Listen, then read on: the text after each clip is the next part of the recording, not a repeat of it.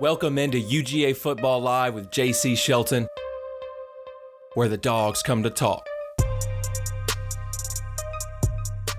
What's up, Dog Nation? Welcome in. Another episode, 78th episode, UGA Football Live with JC Shelton. If you're watching via the Pulse Sports Network, we appreciate that.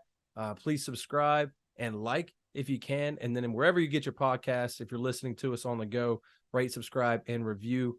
We're on Instagram at UGA Wire, Twitter at UGA Football Live.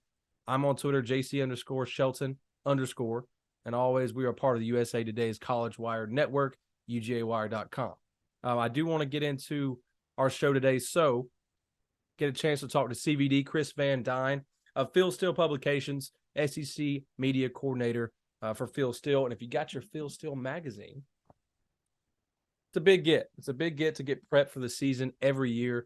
They come out with a new magazine, a completely new magazine every summer. I know Chris has been doing some work there in the SEC and specifically on Tennessee. He just completed that, so we'll get into some Tennessee talk with CVD. If you may remember him, he joined the show this past season to talk Tennessee right before we played, and Georgia got that big win in Athens. We talk about this team coming up for the Volunteers in the 23 season. Pays to know these guys because I think it'll be between Georgia and Tennessee and the SEC East once again. I expect those guys to reload and that offense to keep going. And then before that, I want to end the show with CVD. I do want to get into some signing day stuff. We did have National Signing Day. Don't confuse it with early signing day, where a lot of those Georgia recruits did go ahead and sign, and 18 of them actually enrolled early. But there were a few developments there, so we'll get into that now. What I want to talk about here and focus on, firstly, is what happened on signing day. Really not much. One news story, to be honest, and that is five-star Ellis Robinson, the fourth corner out of IMG Academy, number one corner in the nation. Georgia secured a commitment from. Really a huge addition to that 2024 class in this Georgia secondary that keeps reloading each year, it seems like. He comes in at 6 foot, 175 pounds. I think he uses his length really well in coverage. He's that guy you can put on the best receiver across the ball and lock him down. Take away your top receiver. He's that kind of guy, really good in coverage. UGA actually already had the number one 2024 class in the country before Robin's commitment. Class includes guys like the number one tight end Landon Thomas, number two safety Peyton Woodyard, number three safety Jalen Hayward, number three linebacker DeMarcus Riddick, number four running back Dwight Phillips Jr. among the top 10 prospects committed there. All right, 10 prospects committed total, I should say. And then in the 23 class, like I said, a lot of those guys had already made their decisions. A lot of them enrolled early. A lot of them signed their letter intent early. But we were expecting Georgia was a commitment from the number one tight end in the 23 class in Deuce Robbins. It's interesting with Deuce because he's a kid who wants to play baseball in the MLB. And that might have contributed to his commitment delayed because Georgia was projected by 24/7 Sports to commit to Georgia on signing day. He's deciding between USC and Georgia. I've gathered now, since he delayed his commitment, that Texas is also in that mix. Like I said, I think what's holding him back is the MLB draft here, because he's been quoted as saying, he hopes to sign on National Signing Day and then see where he lands in MLB draft this spring. But like I said, with his delayed commitment, it looks like he's going to go ahead and decide, maybe see where he lands in the draft first, and then maybe make his commitment. He does have an offer on the table from Georgia baseball as well. We'll have to see what happens here. We don't know anything further about when he's going to commit. Specifically, he hasn't spoke on it. We're just making assumptions now around him. But Georgia was in the lead, according to major recruiting services, so we'll see what happens there. Basically, Georgia is going to be reloading each season, just as it has been under Kirby Smart, it looks like. Just looking at the 24 class, the 25 class, just beyond the 23 class, which the 23 cycles come to an end here. I think it's obvious recruits now view Georgia as a powerhouse and not just a top program like it has in the past. Georgia's always recruited well, typically. one of those top programs. But now with consecutive national titles, the SEC championship this year, the playoff wins, this program is at an all-time high at the right time with a young head coach. I say young in quotation marks, young head coach. Not many seasons under his belt since 2016, right? That's when he came to Georgia. But Kirby Smart has built that type of program, and I think these recruits are seeing it all over the country, right? There's so many guys from Florida, from California, and Texas that Georgia has been able to secure, and then Philadelphia, North Carolina, right? It's crazy what back-to-back natties does, right? And I will say Bama, after this year and this 23 cycle recruiting class, isn't going anywhere either. We didn't think there was a good chance that somebody would break Texas A&M's record of 5-star sign just a year later, right? They had those 8 5-star recruits go to Texas A&M in College Station. Some speculation out there to how big that oil money bag was from A&M to get these guys in. We all remember that Nick Saban and Jimbo Fisher beef this past summer. But Alabama showed up without offensive and defensive coordinators on the staff and signed 9 5-star recruits. So incredible class from Alabama, one of the best we've ever seen. They're going to be fine on the talent side. And I don't think that's what was holding them back this past season, really the last couple of seasons. I think it's at coordinators. I think it's at coaching staffs. And I'm going to pause here just to excuse my voice. Allergies are killing me right now. Sound like I smoked a pack of Marlboro Reds before I got on here. But I think what Georgia and Alabama, they have to deal with here, Georgia has a coaching staff, but for the most part, stays cohesive. Some developments here with Todd Monken taking a couple of NFL interviews, but for right now, that's the difference between Alabama and Georgia for me. This week, Bama did add Notre Dame OC Tommy Rees, Miami DC Kevin Steele. Rees has had a mixed success at Notre Dame, so that's an interesting hire. I mean, I've seen a lot of response from that fan base at Notre Dame that they were excited to get Rees out of there. I don't know if that had any backing to it, if that was a realistic expectation for Rees that he did not fulfill, and that's why Notre Dame and their fan base liked Rees getting out of Notre Dame. But you look at Notre Dame's QB room since Ian Book left there, and it was lacking. And I'm sure with Bama's talent, he'll be able to put some things together, though. But we'll have to see how he does in the SEC. That's the question. Steele, on the other hand, has been coaching since 1980. He's been on Bama's staff multiple times, was even DC in 2007. So I've seen a few reports that Jeremy Pruitt, was a reason for the Steele hire, and that Pruitt is actually the long-term plan at defensive coordinator. Why wouldn't you just hire him now? Maybe with the NCAA allegations he's dealing with, that might be the case, but it would make sense with Steele's age. That might be the case, that Pruitt might take over in the next few years. We'll have to see about that. And Nick Saban's getting up there as well in age, and when's he going to retire? So mixed things there on the defensive coordinator side for Alabama, but they do have their guys in place, it looks like. Obviously continuity is lacking right now on that staff. But while in Athens, UGA has had Monken for 3 years. Now he's interviewed with the Bucks and Ravens in the last week. No decision is made there yet. Following that news very closely. Let's expect Monken back until he isn't, for the sake of our conversation here. Just looking at this Georgia coaching staff. Added Brian McClendon, receiver coach last season.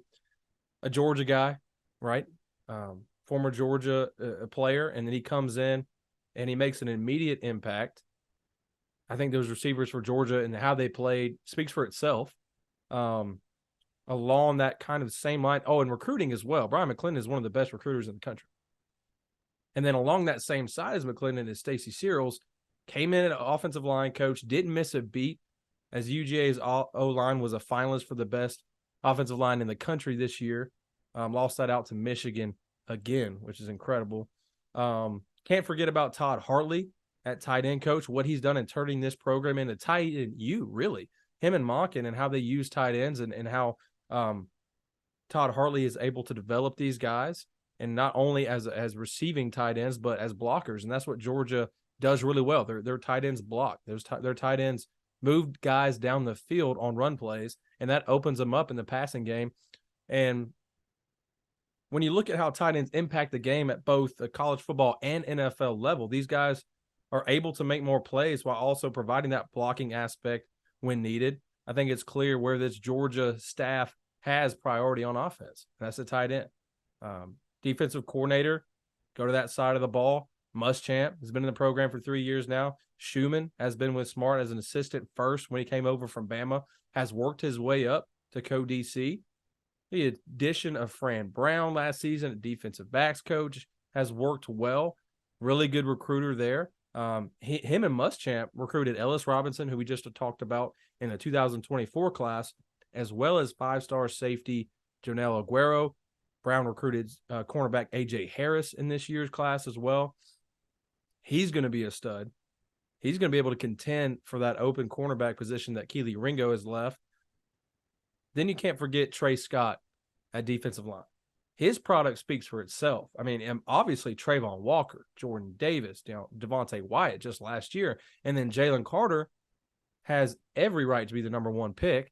Several mock drafts have him going number one. Mel Kiper has him as his number one prospect in the NFL. Now, some things need to fall Carter's way, and we'll definitely break this down as we grow closer to the draft here. Still a lot of time until late April. But things need to kind of fall in line for him in the NFL draft with the quarterbacks and the team needs at quarterback and the good quarterbacks we have in this draft like Bryce Young and C.J. Stroud.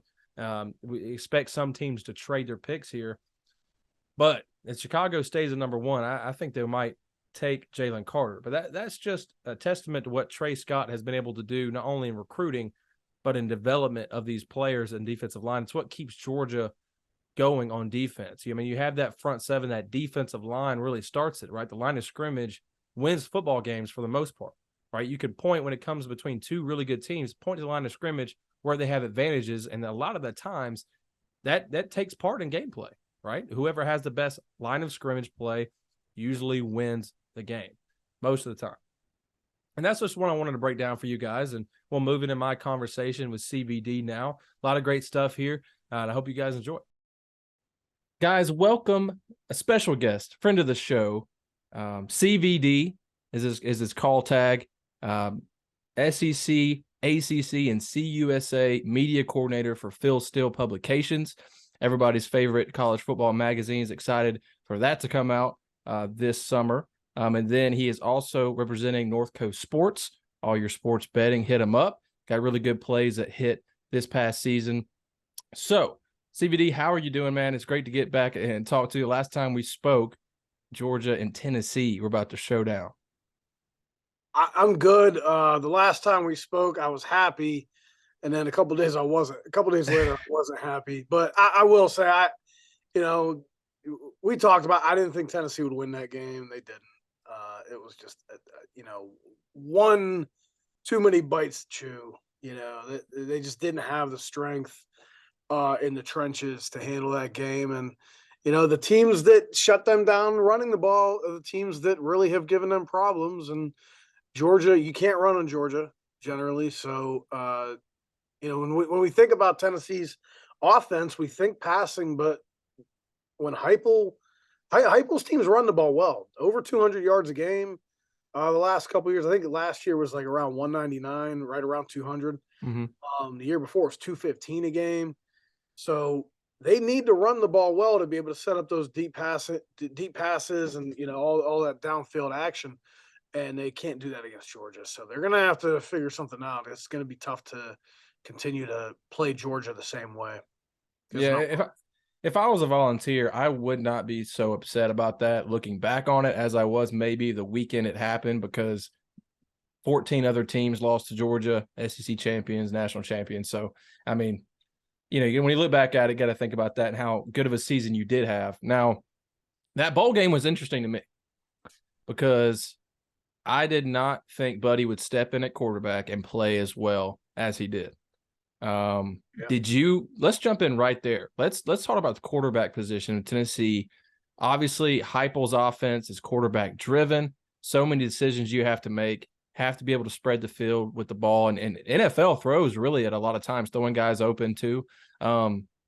What can you say about Milroe coming in? You mean Milton? Or Milton, sorry. Oops. Uh, Go Volunteers. so first off, you gotta really appreciate a guy who he started the first first two games 2 years ago, Tennessee, after he transferred in from Michigan.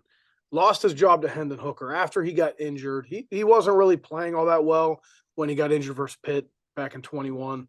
And I think he would have eventually lost the job either way. But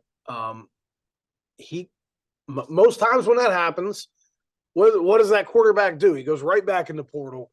We see guys play 3-4 different schools. JT Daniels, I think, is going to play for his 17th different school next year. Yeah. But he stuck around, and he has learned the offense. He knows the offense really well. He's fine-tuning those mechanics. He's got immense talent. I mean, probably the strongest arm in college football. I've seen him throw the ball 75 yards in the air. Yeah, didn't he throw it from his knees 50 yards the other day? Yes. I saw that. Yeah. Impressive. He's 6'5", 245, and he can run. So, yeah. I mean, he's got the talent. The question has always been his touch. I was at the Tennessee Pitt game back in 21, and, man, they were going after Pitt's corners early in the game. Narduzzi leaves his corners in the island a lot. So, Tennessee was attacking downfield like Heupel likes to do, and Milton just kept missing deep pass after deep pass. And, Hooker ended up coming in the game and darn near led him to a win. And then Hooker, just played out of his mind the next 2 years. But we got a taste of Joe Milton last year after Hooker tore his ACL. And, when he came in mop-up duty, he looked really good. He didn't make mistakes. He completed a much higher percentage of passes. He completed 65% of his passes last year, 10 touchdowns, no interceptions in 82 attempts. So, he looks like he is figuring it out. I still worry about the lack of touch. He seems like he throws basically one speed, but his arm strength is so tantalizing. That's why they named him the starter in 21 when he got there, that they loved him coming in. Hooker actually wasn't even a Josh Heupel recruit. Hooker signed from Jeremy Pruitt before Pruitt got fired, and then stuck around, and Heupel kept him. So, that's why Milton won that job in 21. But, I mean, he looks the real deal. You just worry that, in the SEC, you can't have the game where you just can't hit the broadside of a bar and you're missing, all these deep passes. You can't have that game. You can't have that game if you're playing Alabama. You can't have that game if you're playing, even Kentucky. I have to pull up their schedule right now to remember who else they're playing from the SEC West. I think A&M might be on the schedule next year. Yeah, I've got it right here if you want to take a look at it. So we got South Carolina at home that week 2 after Virginia is interesting to me. Big revenge game. Big revenge. Yes, and Carolina and Shane Beamer is going to have that team ready. Just signed the number 1 athlete in the country out of Georgia, surprisingly. Then you got UConn, Austin Peay. Texas A&M is that next home game for you. Got some good home games. You got South Carolina, Texas A&M, Georgia, Vanderbilt all at home, Missouri, Florida, Bama, Kentucky on the road. Yeah, that's a lot of winnable games. The non-conference schedule is very workable. Virginia being the toughest non-conference game in what's a rebuilding team right now. Very SEC-like, to be honest. Yeah, and I guess that's probably a neutral site game in Nashville. Yeah. Actually, UTSA might be their toughest non-conference game. Jeff Traylor has them, very competitive. Yeah. And Frank Harris somehow is coming back. And especially after Georgia, before Kentucky. So 2 of the toughest teams physically, consistently in the SEC. Yeah. But anyway, I won't stop you there. Yeah, but Joe Milton can't have you know, can't have a lot of bad games because I'll tell you what, that true freshman behind him, Nico Iamaleava, Yeah. uh, One man, of the one of the what when he like one of the highest graded quarterbacks you guys have ever signed. He might be the highest.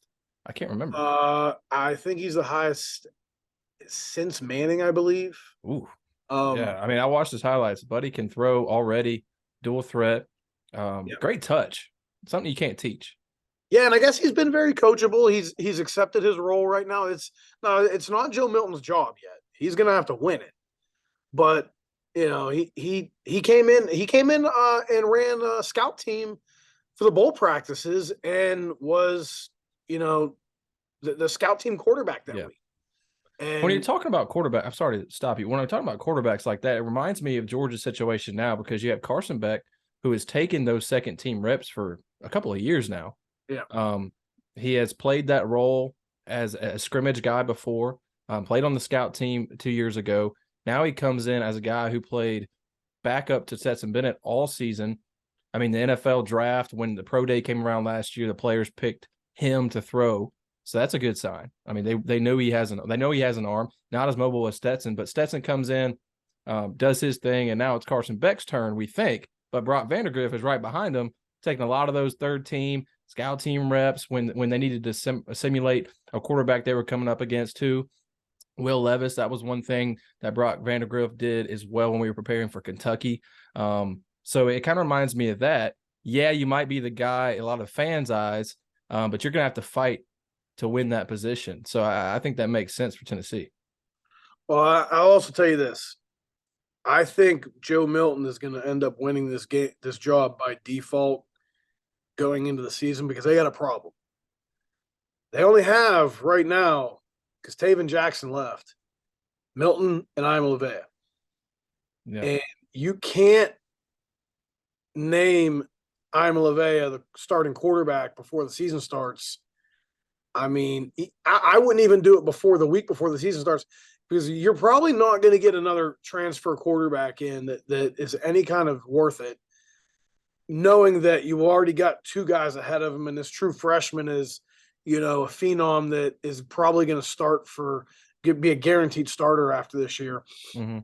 So Milton probably has to be named the starter because you can't risk naming the other kid the starter and then Milton being like, "Look, this is my last year of football." And I wouldn't blame Milton if he did it, but if the freshman is the starter before the season, and Milton's probably going to go into portal and find somewhere else to play. And now you got that freshman and nobody else. You got a walk on from UCF. Gaston Moore would be your next quarterback that came over, and he's kind of a get you out of the game kind of kid. Yeah. Heupel brought him over from UCF for a reason because adds depth, but he's not the one you want as your second string quarterback. That's for sure. So I think Milton will win the job. Whether he holds Iamaleava off all year, we'll see. I mean, that kid, he is the truth, though. I'll tell you what, a lot of places I've seen have him higher than Arch Manning as far as ratings go. I've seen that. So inconsistent among these recruiting services, but I've seen that as well. Yeah. Let's go ahead and just expect Milton to be that guy for him. And let's move on. Let's talk receivers here because Cedric Tillman and obviously Hyatt, right? They're gone. Yeah. Okay. Hyatt and Tillman are gone. I'll tell you what, though. I like this receiving core. Brew McCoy is back. He had 667 yards last year. He was number one rated wide receiver in his high school class, went to USC, had a little bit of trouble, went to Tennessee last year, and played really well. He's a big kid, 6'3", 220. They've got a slot receiver that I think is going to play well in Jalen Hyatt's place. His name is Squirrel White. And he had over 100 yards against Clemson in the bowl game. All name team, baby. Squirrel White. Yeah. 30 catches, 481 yards last year. He's a 10-7, 100-meter kid in high school. You've got Ramel Keaton back. He had over 500 yards last year. Deep threat at 18 yards per catch. Has the speed and good size to 6'3", 195. They added the Oregon transfer, who was the fifth-rated wide receiver out of his high school class, Dante Thornton, another deep ball threat. He had 21 yards a catch, almost 22 yards a catch last year, 17 for 366. Um, and, after that, it does get a little hairy as far as experience goes. They added a tight end also that I think that is intriguing. Kid from UC Davis. And I wasn't really excited about it until I looked into his past. He actually originally signed with Cal. He was a fairly highly rated recruit from Cal. Ended up leaving Cal after a couple years. Didn't really do anything there. Went to UC Davis, and he's had 69 catches the last 3 years. Nice. He was two-time all-conference. One of those years was that they only played, I think, 5 games, and he had 12 catches in those 5 games. So he's been productive in the Big Sky, which is the best FCS conference, or right there with the Missouri Valley. It was the best last year, at least, in the regular season. So that the depth is where I'm a little concerned, because after McCoy, White, Keaton, and Thornton, they had a lot of their depth leaving the portal.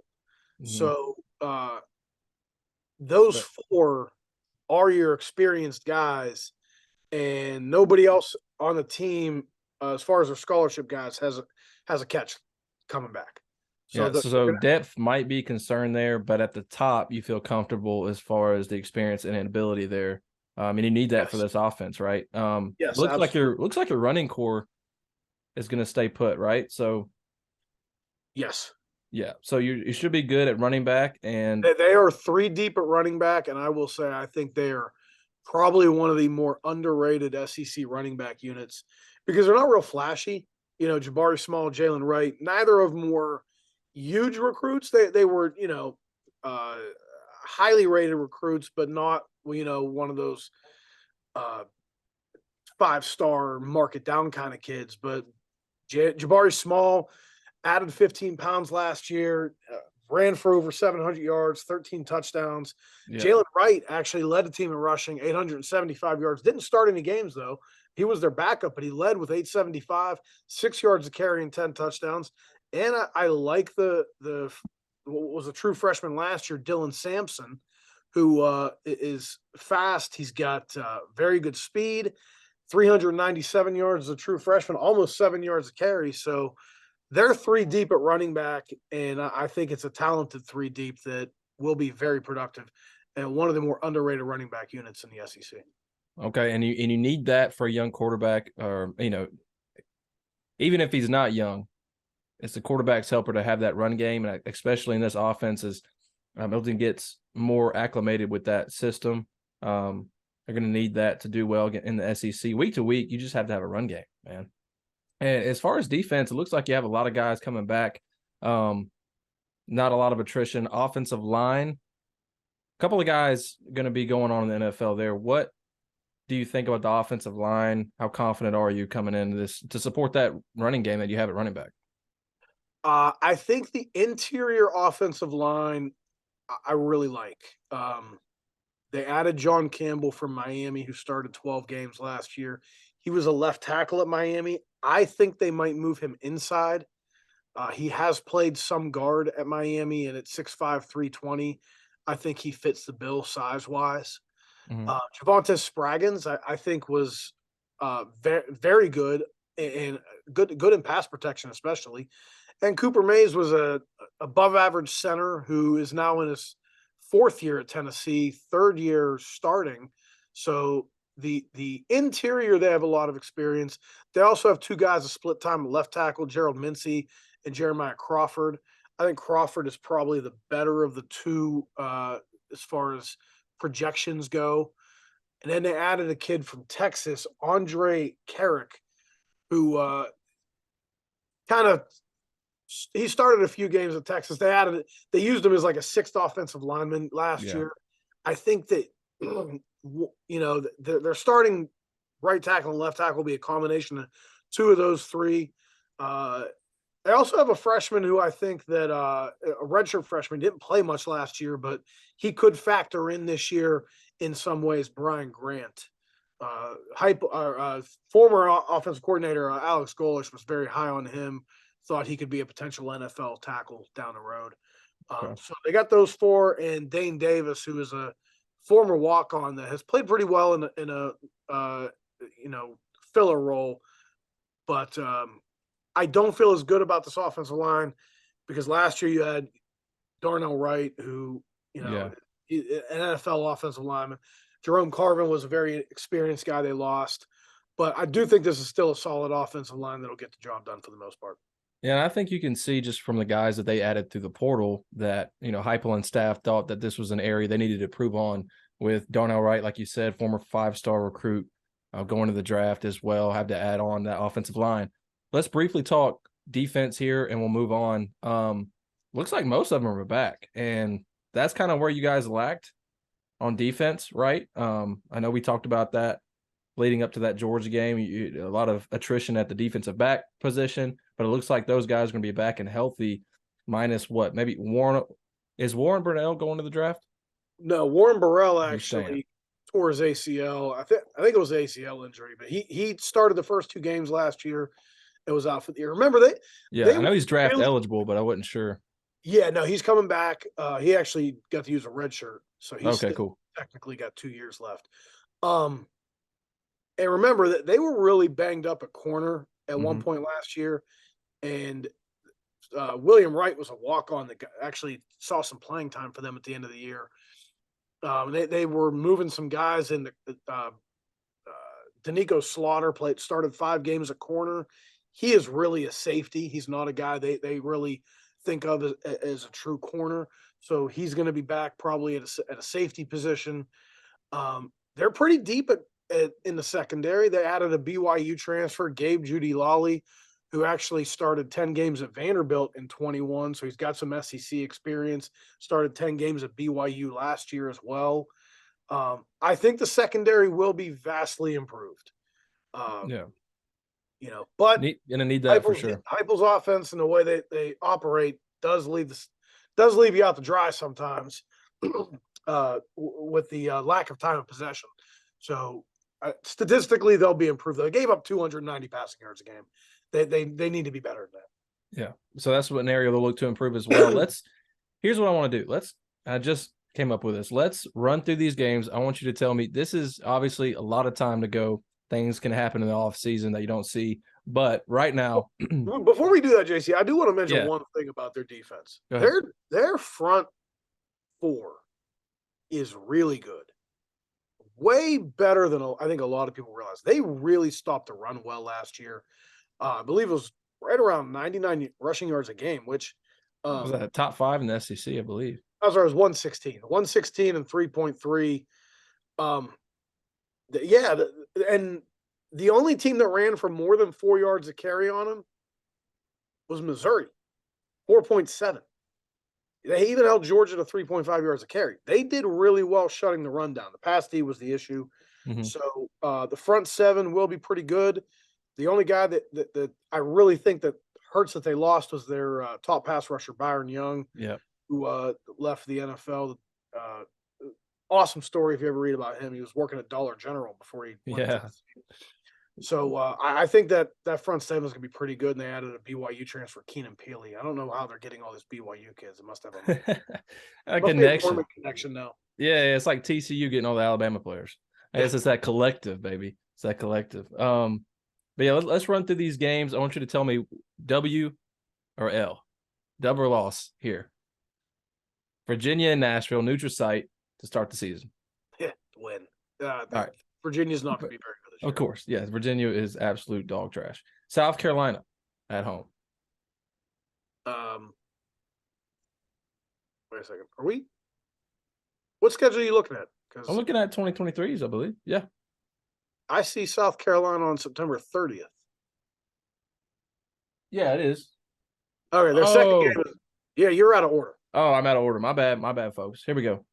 Austin Peay. That's a dub. Florida. Whoa. I don't know about that.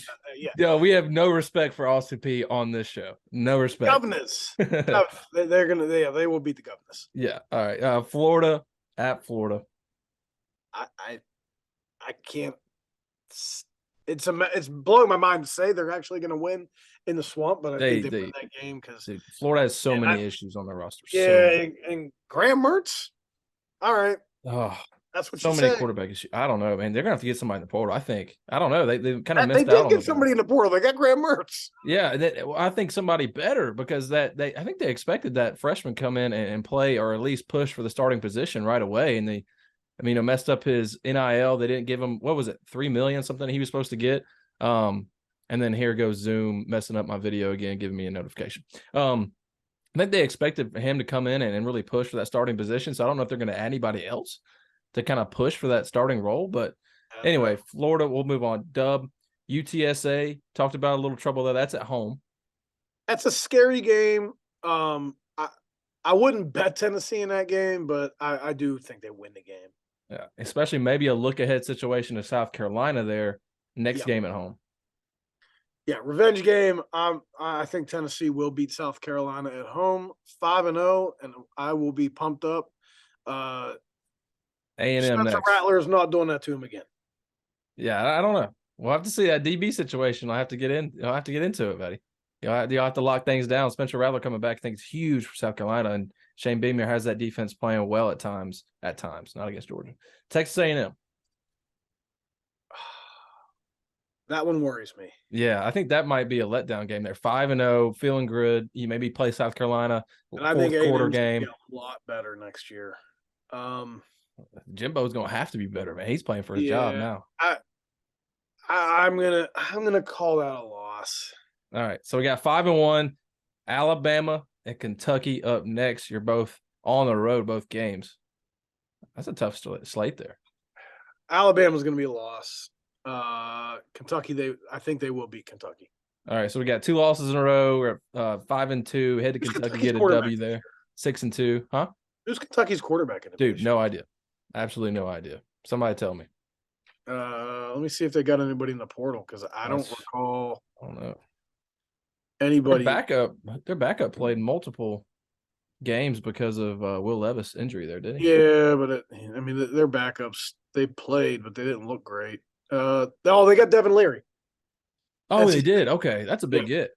Yeah, there's so many players have went to new teams. It's so hard to keep unless you're reading the list every other hour. But he is a good get for them. That's actually big for them. Okay, let's see what you can do, Kentucky. I think that defense is still going to be for the most part there. I think Tennessee will win that game, but I'd have to look more into it. But generally, they play pretty well against Kentucky. Oh, we're good. We're months out. We'll take it. We'll take it. So we're 6-2. Head into UConn at home. That's going to be a win. CVD. Yeah. Jim Moore is improving that program, though. I give him a lot of credit.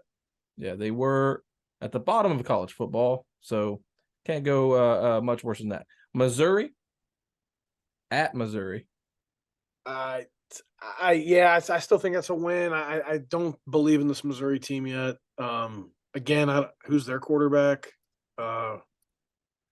Who's their quarterback last year? I don't remember. Oh, dude, I don't know his name.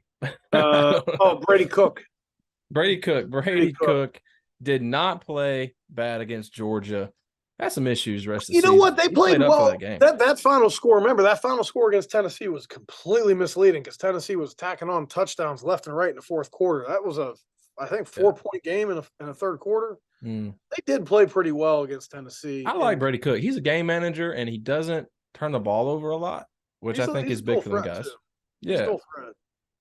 But not going to beat you with his arm, but he's not going to lose them the game with his arm either. No, 7 interceptions. He's decent. We call that a dub at Missouri? Yeah, they should win that game. All right, so dub at Missouri, dub at UConn there. We're sitting at 8-2. Georgia. At home, which Georgia owns Neyland Stadium, baby. I'm not ready to call. I think this will still be a competitive game. Not ready to call Tennessee to win this game. I got to see them be able to run the ball in Georgia because to me, that's the difference. I will say I love the fact that we have those 3 running backs. That if the offensive line settles in nicely and they're running the ball well, that could be a big factor. Yeah. So I think it'll be a huge game. It'll be a huge game if they're 8-2 headed into that. Yeah. I mean, it's going to be a top 15 game. And then Georgia, defensive line, other than Jalen Carter and Robert Beal, I mean, he's calling him defensive line. He plays on that edge. They're going to be returning. So Georgia defensive line, I don't think is going to take a big step back, although Carter's going to be hard to replace. Georgia lost Vanderbilt in the season at Vanderbilt. That'll be a dub. So we're calling it. I give UConn a better shot. 9-3. I'll give UTSA a better shot against Tennessee than Vanderbilt.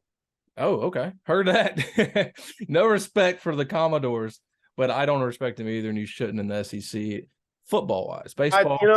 I went through their team the other day. I'm just trying to remember what I'll say this. I don't mind Vanderbilt's quarterback. AJ Swan is capable, but didn't he move on? No. No, the transferred. Wright, the dual threat kid, the Mike Wright did. Oh yeah, okay, you're right. Yeah, the dual threat kid. No, Swan was the true freshman. He started Swan games last year. Yeah. But they have no depth at running back. That none of their running backs came back. Ray Davis actually transferred to Kentucky. Yeah, the 1,000-yard running back.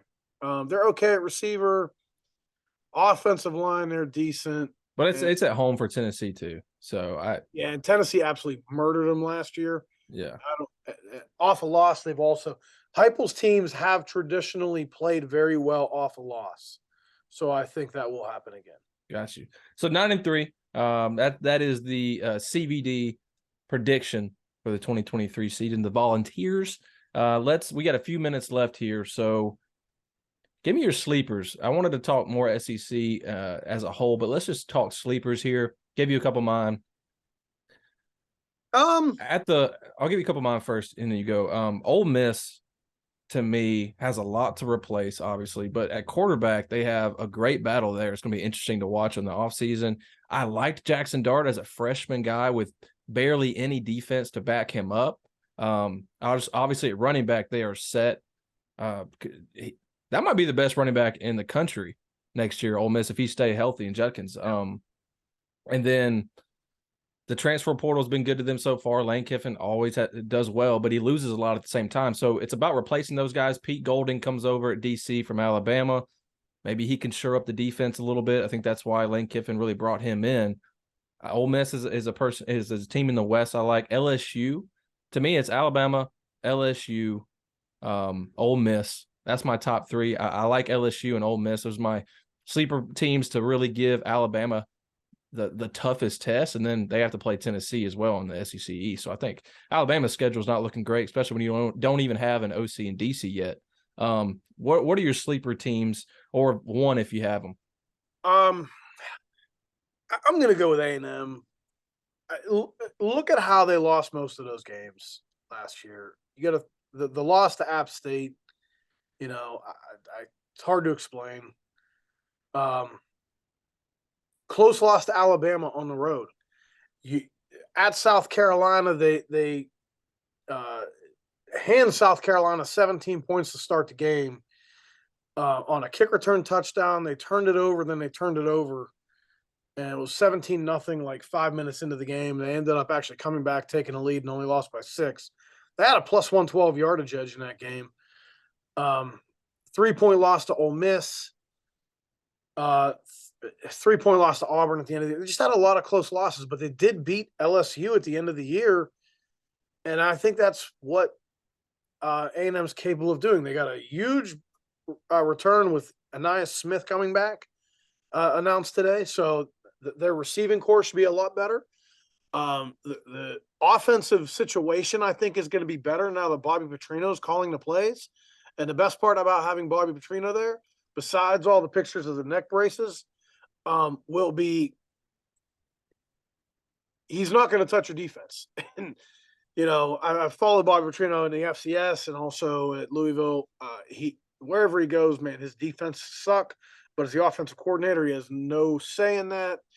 A&M's defense is going to be really good again. Probably better, much better than they were last year. You know, they had a lot of subtractions. A lot of guys leave. Yeah, 20. I'm sorry, buddy. I just counted them. I tried to. I'm not really sure. It's 247 Sports.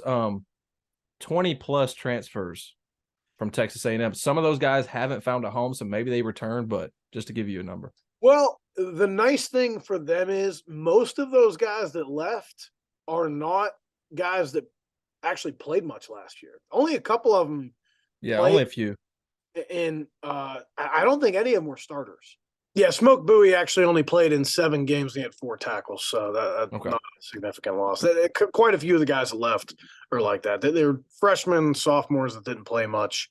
And so they have a lot of depth. I actually think Auburn might be a lot improved because I think Hugh Freeze is a heck of a head coach too.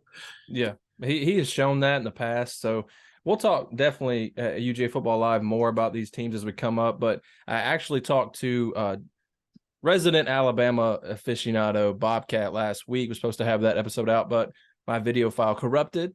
So we were trying to get these SEC previews in and see what these teams that Georgia's going to be facing, because expect to play Georgia. I expect to play Alabama in the SEC championship. We'll see what happens, but few teams to keep an eye out, and Tennessee is one of those, especially in the East. The East with Florida the way they are, it's Tennessee to me. It stands out, and they're going to really fight Georgia for that SEC East spot next year. CVD, I really appreciate your time, man. Let the people know where they can find you. Give me your websites and your Twitter as well, if you can. Absolutely. Go to ncsports.com. Right now, we've got some college basketball stuff. You can purchase our community line handicappers. Not doing a whole lot. We do have power sweep and power plays coming up for the Super Bowl next week. Also, we have the Phil Steele magazine coming out in June. Jump on board for the VIP deal. Go to philsteele.com. You can get the college football magazine, the digital magazine, and Phil Steele Plus from the date of purchase through September, and 4 issues of Inside the Press Box, all for $34 on the VIP deal. And we're going to ship those out from here ourselves next year instead of using a third party, because they screwed that up last year. So we'll be getting those in a timely manner this year instead of what happened last year to us. And you can also follow me on Twitter at ChrisV160.